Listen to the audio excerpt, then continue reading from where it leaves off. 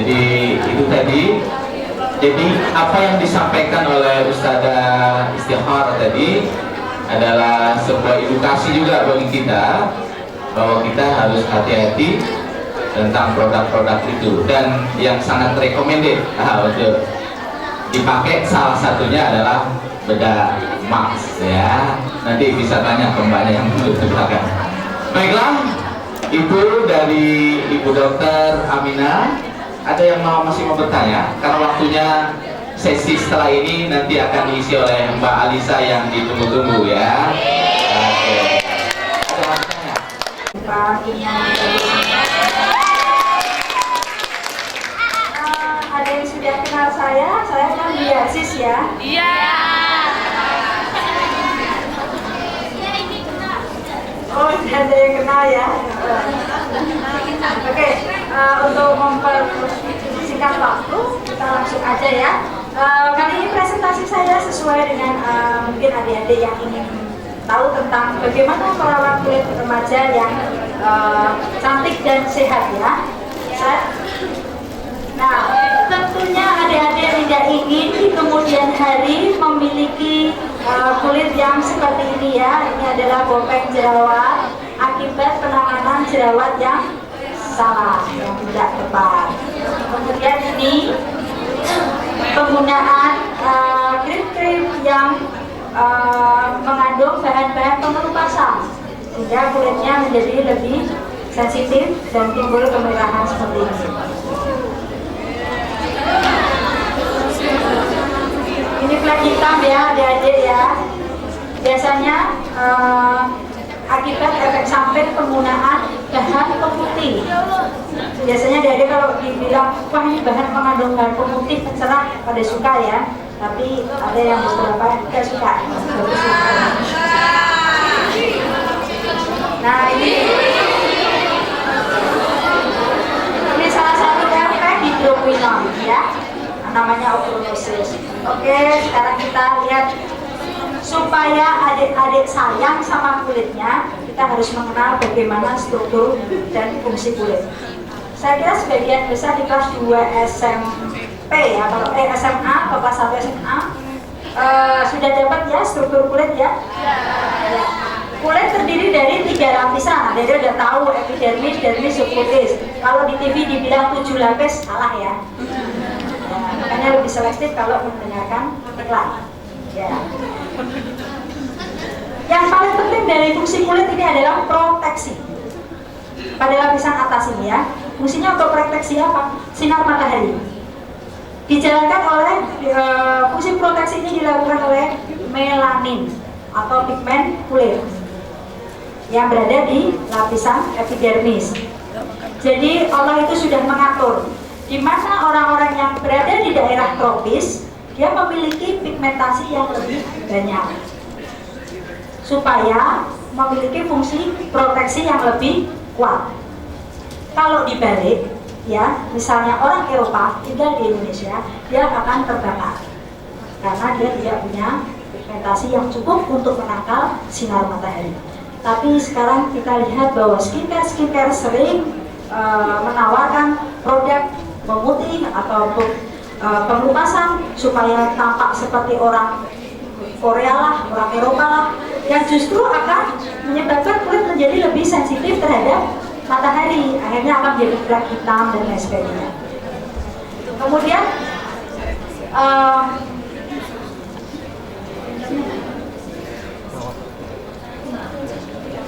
Kemudian yang di atas ini kompak ya, padat lapisannya untuk mencegah bahan-bahan iritan yang mudah masuk. Kalau kulit atas rusak, tidak intak, biasanya akan menjadi mudah sekali terasa cekik-cekik, panas dan sebagainya.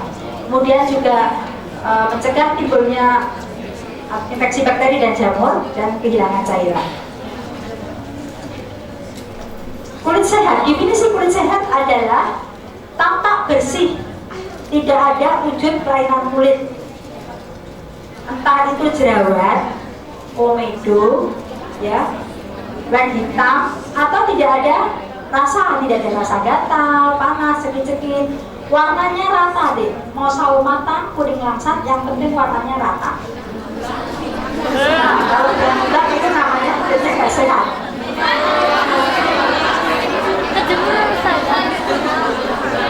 Dan strukturnya lembut, kenyal, elastis. Kalau dipegang seperti blue. Seperti apa? Kulit yang sehat ini sebetulnya struktur optimal yang dimiliki oleh remaja.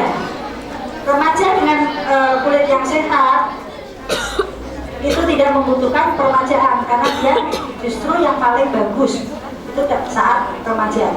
Dan kulit remaja itu selama 28 hari sekali dia mengelupas sendiri, ganti kulit sendiri tanpa dilihat kasat mata. Nih ya, kulit sehat ya, mau sawo matang, mau hitam manis, yang penting halus, warnanya rata, nggak ada komedo, nggak ada becak, nggak ada buras ya dek ya. Siapa yang punya buras? Itu bercak putih-putih, kasar, bukan panu. Kalau panu beda lagi. Nah, ini dasar umum memelihara kulit ya, dibersihkan, dikasih sunblock, kemudian dilembabkan. Sementara yang skin lipid ini untuk yang lebih usia lebih dewasa. Usia lebih dewasa. Nah, gimana sih cara membersihkan kulit secara sehat? Oh, tulisannya salah ya.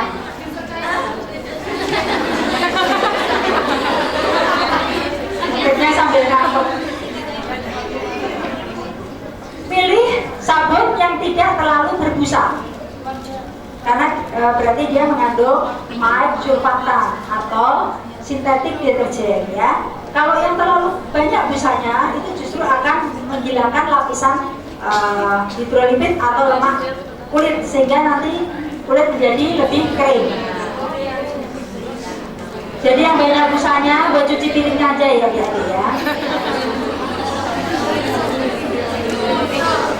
Bebas pewangi, karena pewangi ini pada kulit-kulit sensitif justru akan menimbulkan otak alergi. Kemudian tidak mengandung granul staf.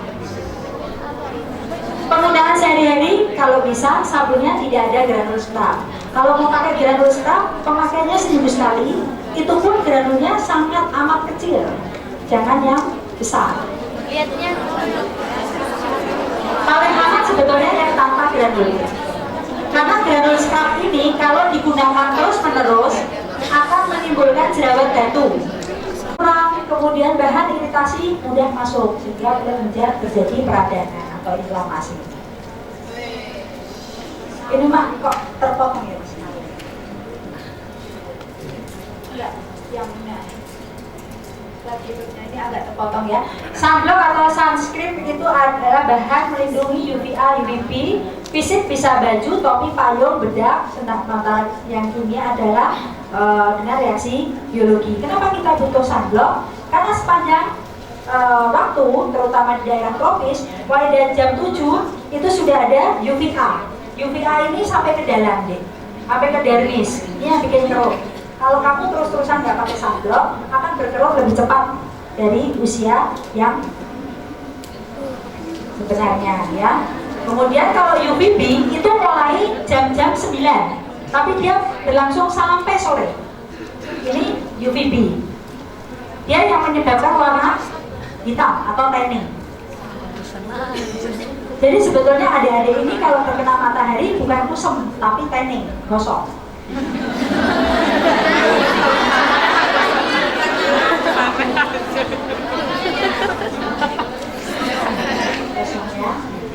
Nah, pemilihan sunscreen tabir surya SPF minimal 15, tapi pada orang-orang yang berjerawat yang menggunakan bahan-bahan eksfoliat atau pengelupasan untuk mengelupaskan komedo minimal 30, melindungi UVA dan UVB, non parfum, non berwarna, non pagar, non komedogenik. Pemakaiannya 30 menit sebelum terpapar ya. Jadi habis mandi pakai sunblock, kemudian habis sholat zuhur dipakai lagi, habis sholat asar kalau masih dapat matahari ya dipakai lagi.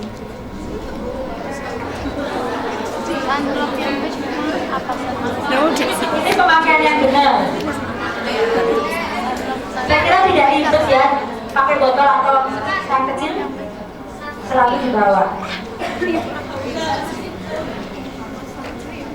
Sunscreen. Ya, ini kemarin karena yang mengedit nggak sekali. Kemudian ini ya, tipe kulit adik-adik itu berada di sini. Biasanya oily skin pada orang remaja, anak-anak remaja, biasanya kulitnya berminyak, normal sampai berminyak ya. Jarang yang kulit kering. Kalau kulit kering biasanya salah perawatan atau memang dia memiliki kulit atopi. Memang pada dasarnya dia memiliki eksim, biasanya kulitnya kering. Nah, kalau penggunaan yang pakainya krim itu untuk sensitif dan kulit kering. Sementara blossom bisa semua kulit, gel untuk kulit berminyak, sekarang ada yang baru krim gel untuk ini dasar pemilihan ya. Kalau biasanya ke supermarket kan untuk bentuk-bentuk yang sesuai dengan tipe kulit. Nah ini kalau kelembapannya terlalu tinggi biasanya pakai yang oklusif ini akan menyebabkan jerawat. Jadi bahan-bahan yang mengandung petroleum, silikon, lanolin, mineral oil, kalau dipakai kulit remaja dia akan menyebabkan komedo. Sementara yang gliserin dan sebagainya ini makan aja, lembabnya ringan, tidak menyebabkan komedo. Nah, ini jerawat. Siapa yang belum pernah jerawatan? Jerawat itu mulai dari yang tidak tanpa peradangan, ada yang dengan peradangan. Faktor-faktor yang mempengaruhi timbulnya jerawat atau akne ya. Pada usia menjelang remaja, pada anak-anak perempuan biasanya 10 tahun itu hormon androgen sudah mulai bekerja. Jadi umur 10 tahun biasanya kulit sudah mulai ada tanda-tanda kelamin sekunder juga ya, sudah mulai itu hormonnya sudah mulai bekerja. Kelenjar minyaknya sudah mulai bekerja oleh karena pacuan hormon androgen. Cirinya kulitnya mulai sedikit berminyak dan muncul komedo di sekitar hidung. Sementara pada laki-laki, anak laki-laki dia lebih panjang. Mulai bekerja hormonalnya umur 12 atau umur 14. Jadi umur 10 tahun itu katanya udah naksir-naksir ya, yang cowok cuek-cuek aja karena dia belum.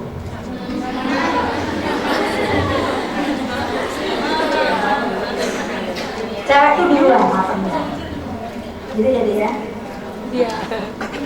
Kemudian faktor hormonal tadi androgen ya, genetik.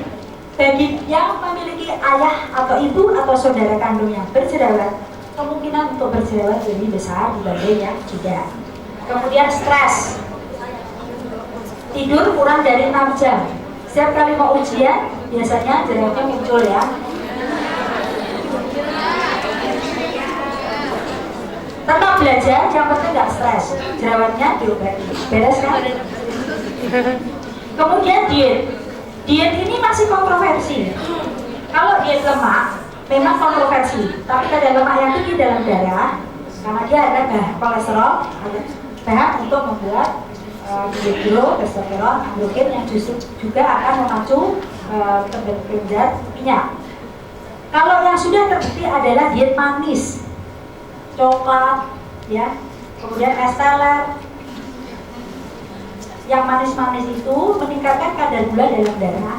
Kadar gula dalam darah yang tinggi akan memacu hormon androgen. Hormon androgen akan memacu kelenjar minyak di kulit. Kelenjar minyak ini yang akan menyebabkan kulit menjadi jerawat. Kemudian kosmetik komedogenik, misalnya bedak padat. Bedak padat yang mengandung lanolin atau lilin dan sebagainya, dia akan menutup pori.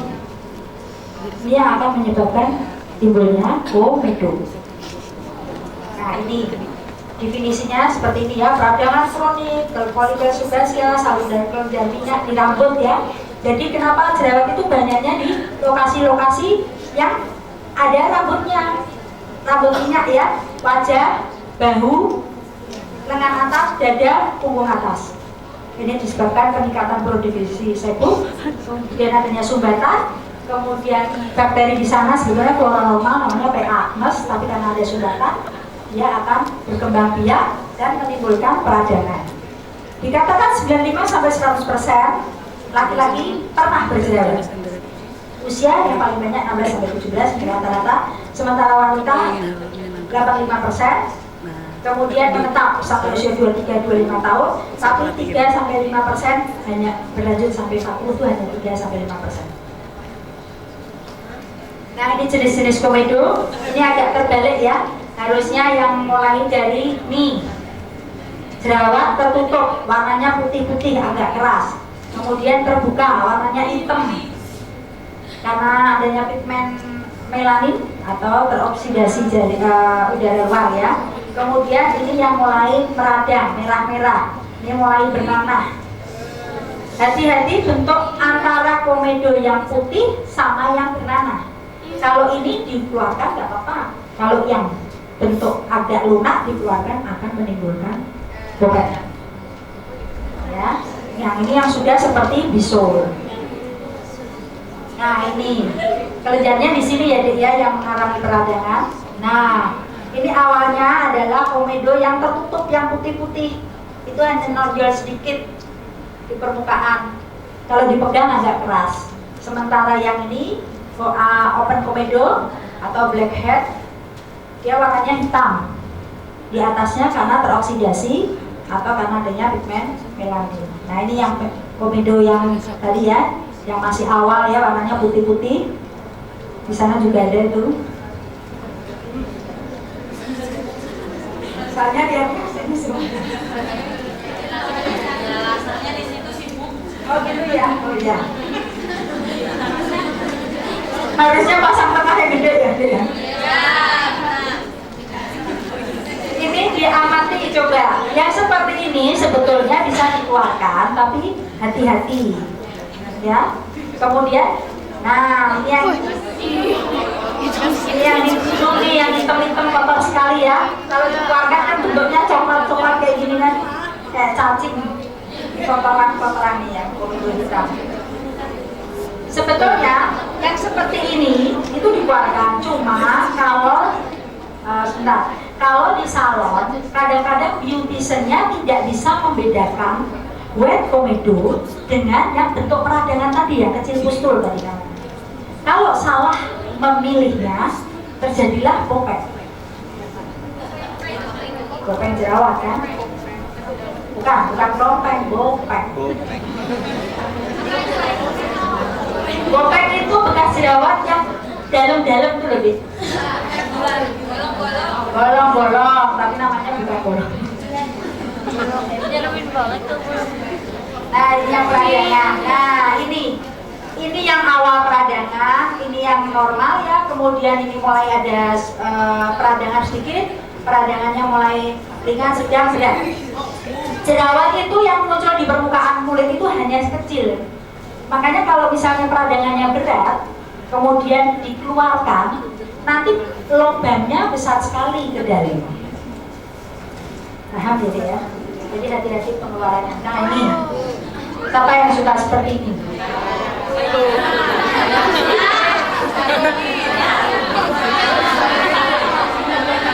Nah, tujuannya pengobatan jerawat adalah untuk mengurangi produksi minyak, menghilangkan sumbatan, mengurangi jumlah bakteri kalau sudah ada peradangannya, dan menghilangkan peradangan, mencegah jaringan paruh atau bekas jerawat yang mulai depreskan sampai ke keloid. Keloid itu yang nonjol. Ini ada logaritma sedikit tentang pengobatan akne, tapi yang paling adik tahu biasanya ini ya, asid salisil ya, ya atau sulfur. Bisa digunakan untuk mencegah atau mengobati jerawat untuk awal penanganan. Nah, pencegahan timbulnya jerawat mulai dari sabun yang mengandung antibakterial atau yang mengandung pretty oil, benzoyl peroxide, kemudian sunblock dengan bentuk krim gel, lotion gel, ini bisa dipakai. Kemudian anti jerawat, asid salisil, sulfur, niacinamide, azelaic acid. Kemudian bedak tabur yang mengandung zinc stearat, zinc oxide, ini anti peradangan, dan juga yang mengandung asid salisil. Coba nanti komposisi Mars dibaca ya di belakang pangkat Mars. Ya. Dia mengandung zinc, stearin, zinc, oksid, asid salisilis. Bisa digunakan untuk kulit apa saja, mulai dari anak-anak sampai remaja, bahkan kulit berjerawat. Karena dia mengandung asid salisilis, bagus untuk kulit yang berjerawat.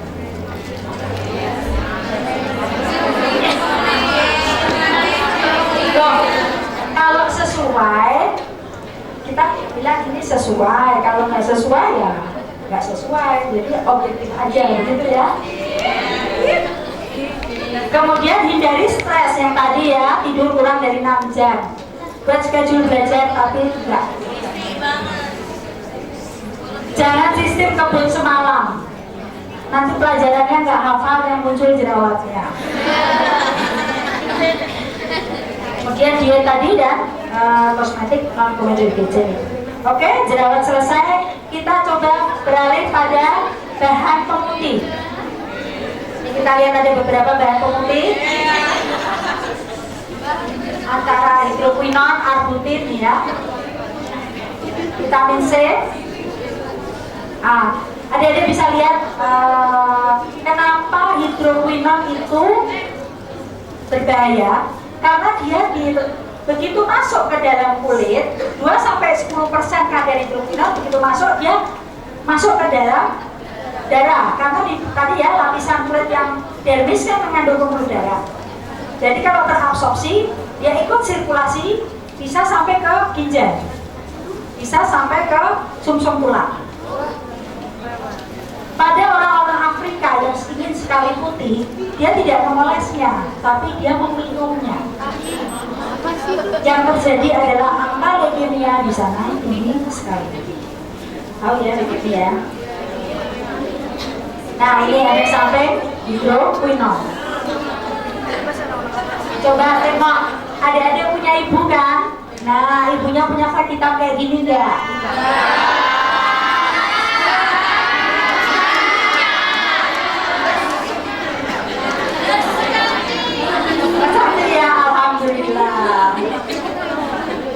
Nah ini arbutin yang sering dibilang produk herbal, padahal ini turunan dari hidroquinon. Pemakaian jangka panjang juga efeknya akan sama ya.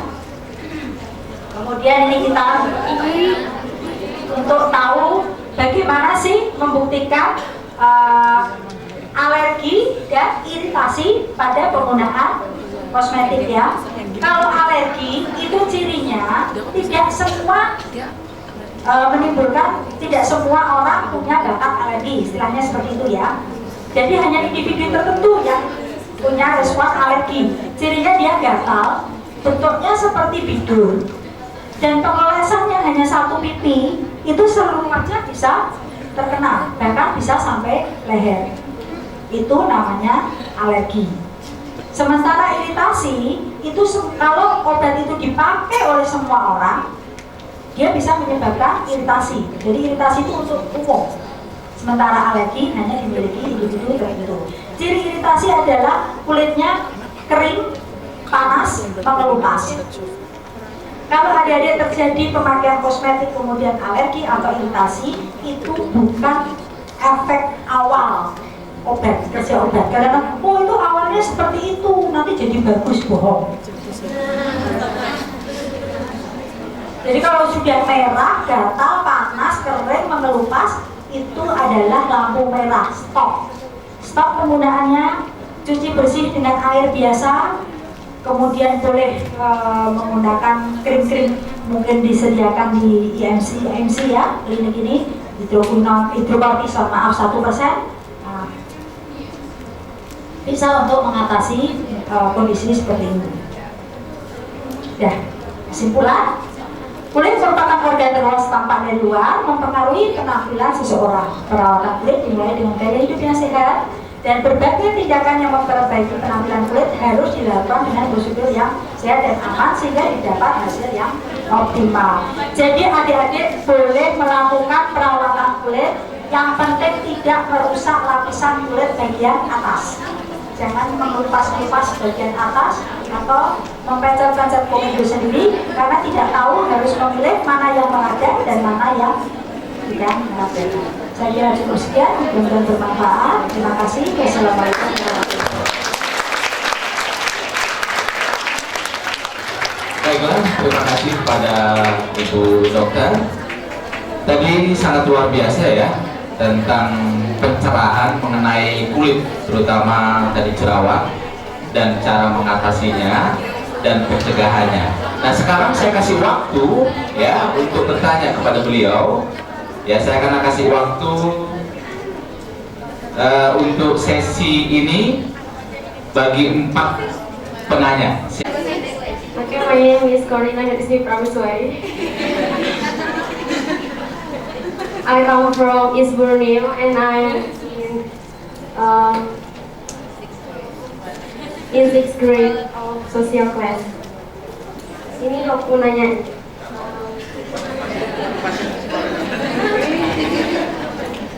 Gini dok, obat dari dokter itu semuanya bikin ketergantungan nggak sih? Kan ada yang biasanya udah sembuh, obatnya udah habis itu nanti tumbuh lagi gara-gara nggak pakai lagi. Makasih dok. Ini jerawat atau apa sih? Jerawat ya.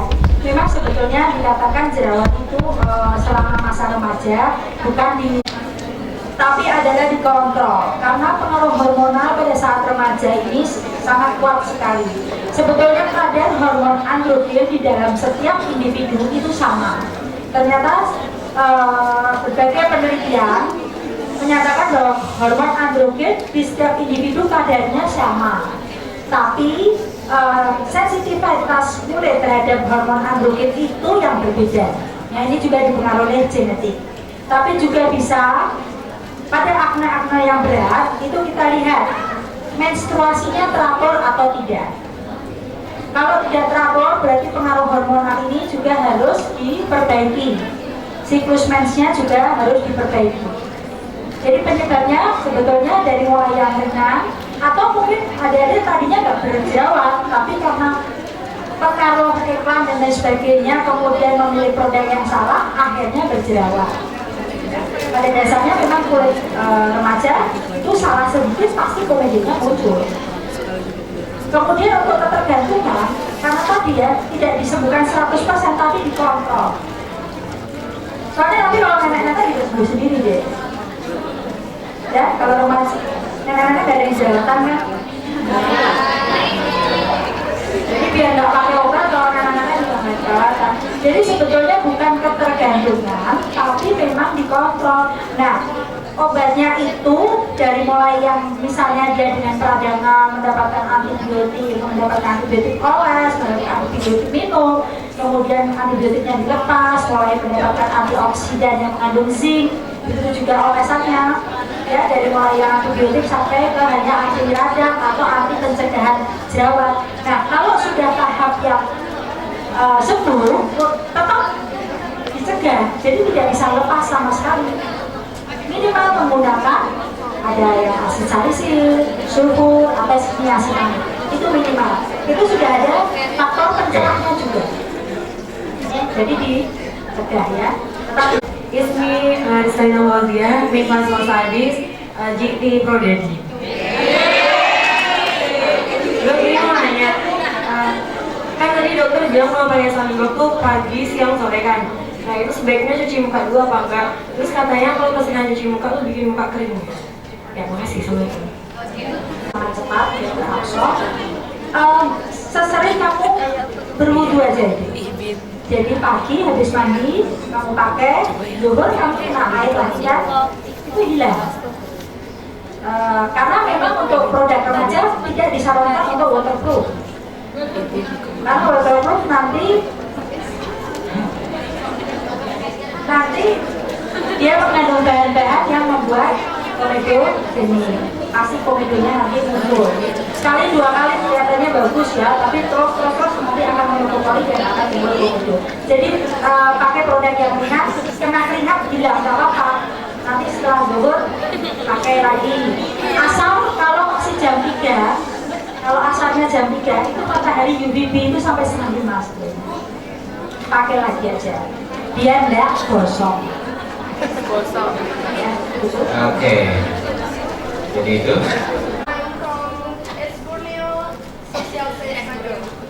Oke dok, mau nanya ini yang buat tadi kan membahas kulit berjerawat gitu ya.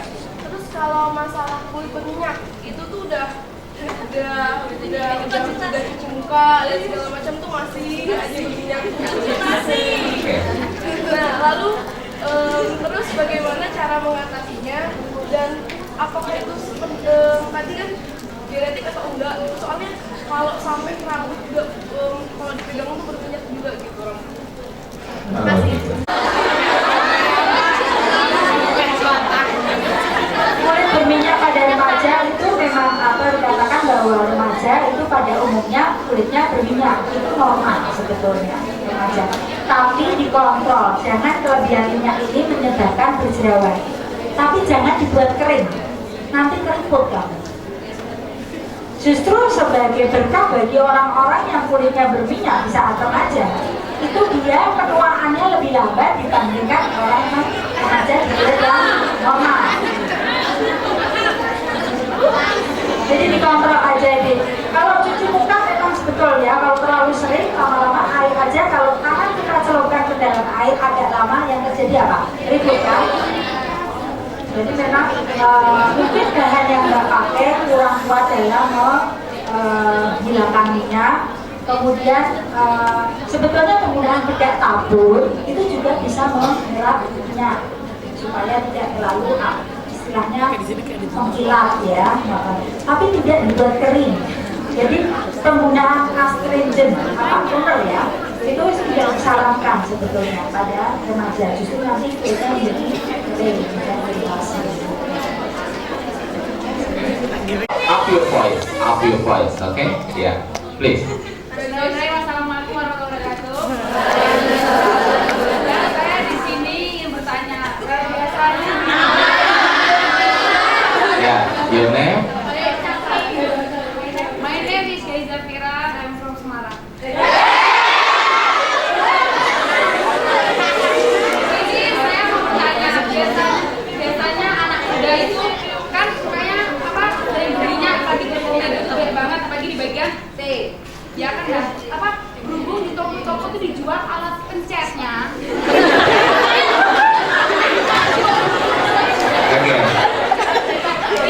Baik atau tidak atau gimana? Terima kasih. Oke, saya baru tahu.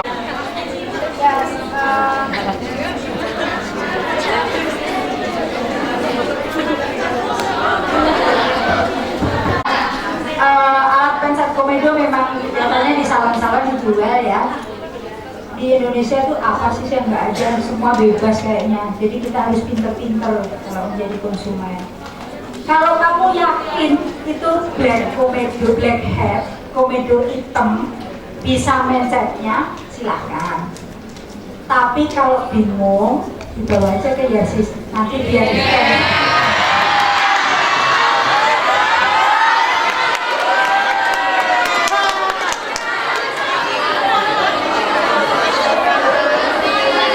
Sebentar, saya mau tanya, boleh kan minta izin keluar untuk bersihin toilet?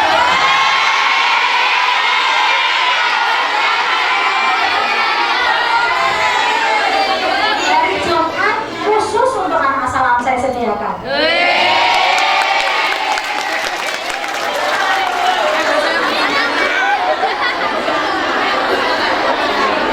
Kalau di rumah sakit udah kesiangan, nanti ada cabangnya ya di Gremet ya.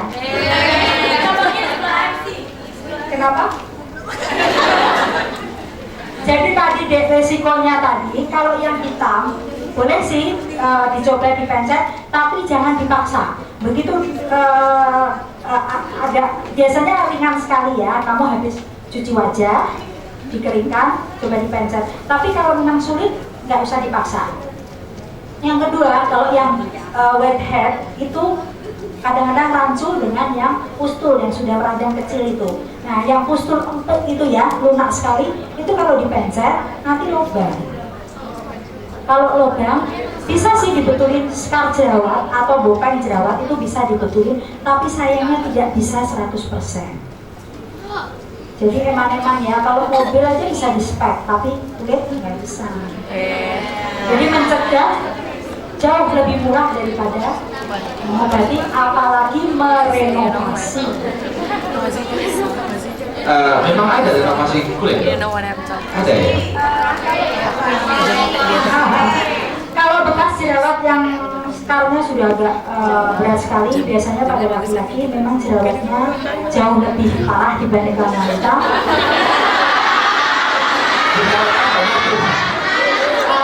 Kalau memang hormon androgen laki-laki lebih Kuat ya? ya lebih tinggi daripada suami. Tepuk tangan yang meriah untuk dokter. Ya, ini sangat luar biasa, ilmu yang sangat luar biasa yang kita harus serap semua. Karena tadi disampaikan bahwa mencegah jauh lebih luar biasa ketimbang mengobati.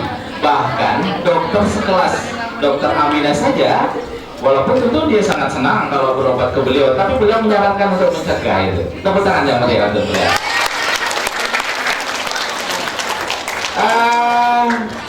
Waktunya sudah jam 11:04.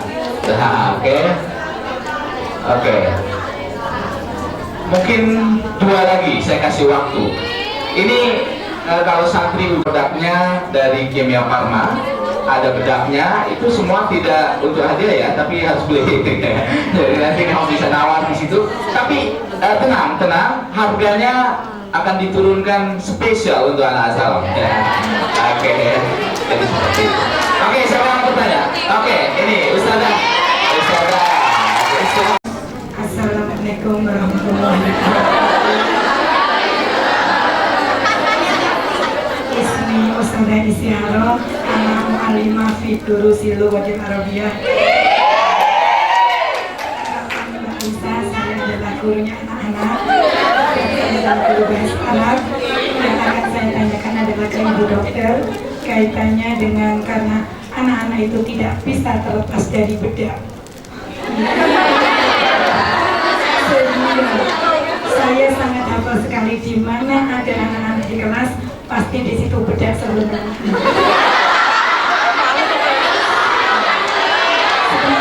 Saya berbicara dengan Ibu Dokter.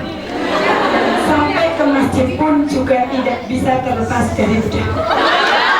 Yang ingin saya tanyakan, karena bedak itu berbagai macam merek. Kita tidak bisa melihat dari kandungan merkuri atau apapun, karena yang penting iklannya ada, kita beli karena punya uang. Kemudian bagaimana kita yang seorang awam untuk mengetes bahwa itu bedak itu banyak merkurinya atau tidak? Saya pernah dikasih tahu, entah itu benar atau salah, begitu, yaitu dengan kita mengoleskan bedak di kulit kita. Kemudian kita cek dengan cincin ataupun alat emas. Iya, kemudian ketika kita oleskan bedak itu di kulit kita, ketika itu kok warnanya sangat hitam sekali, berarti itu merkurinya sangat tinggi. Kemudian saya pernah ngecek di bedak emas, dan di situ memang sangat samar sekali. Artinya dengan bedak yang saya pakai, karena saya juga punya bedak emas juga.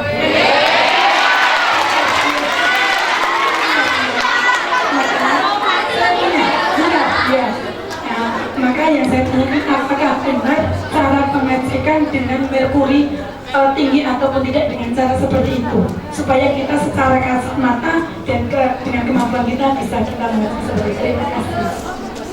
Kalau bedak ada merkurinya itu secara logika jarang, karena kalau bedak tabur itu tidak terabsorb, granulnya itu tidak terabsorb. Jadi untuk apa diberi merkuri di dalamnya? Jadi kemudian karena fungsi bedak tabur itu sendiri sebetulnya untuk mengangkat minyak, ya, supaya nggak terlalu mengkilat. Kemudian juga punya fungsi sebagai tabir surya fisik yang memantulkan sinar matahari yang mengenai kulit kita. Mengenai tes itu terus terang saya belum baca referensinya yang berdasarkan penelitian, karena kalau maaf di internet itu banyak artikel yang tidak ilmiah itu, jadi kita ya takutnya menyesalkan. Tapi kalau merkuri itu memang sampai saat ini adalah pemutih tercepat. Cirinya kalau kita pakai dalam waktu 1 minggu aja putihnya sudah kayak tembok. Karena dia memang bahan untuk mengecam tembok. bisa dibeli di toko bangunan. Memang produk-produk audisi pun kadang-kadang ya semacam ada untuk remaja. Kemudian kalau saya baca komposisinya itu kadang-kadang isinya hanya niacinamide, vitamin B3, tidak ada yang lain. Tapi kenapa kok dipakai kemudian terjadi hal-hal yang kayaknya ada sesuatu yang tidak dicantumkan. Saya tidak mengerti apakah yang disampel kemudian dimintakan tom sama yang beredar itu berbeda atau bagaimana, saya kurang tahu. Jadi mungkin lebih amannya, saya kira kalau seperti emas ini sebetulnya sudah recommended sejak zaman dahulu, karena dia hanya mengandung dan asid salisilik oksidnya itu memang direkomendasikan untuk kulit berminyak dan berjerawat. Cuma kadang-kadang ini ya, orang image-nya ya, packaging-nya mungkin yang image-nya ya ibu kok ya sederhana mungkin ya, ini sesuai dengan harganya. Saya kira tidak masalah untuk packaging-nya, yang penting fungsinya bagus. Kemudian kalau kemana-mana bawa bedak tabur, nanti kotori yang lainnya ya deh ya. Bedak tabur kalau temannya yang tidak kuat dengan serbuk, temannya yang asma, rinitis allergika, yang punya eksim, itu dengan bedak tabur yang misalnya dekolesnya di sebelahnya, dia bersih-bersih, dia nggak tahan dengan bedak tabur. Saya kira yang dibawa itu cukup samplong, ini dipakainya pagi atau kemudian sore, cukup 2 kali saja, nggak masalah. Yang dibawa ke masjid atau kemana samplong aja.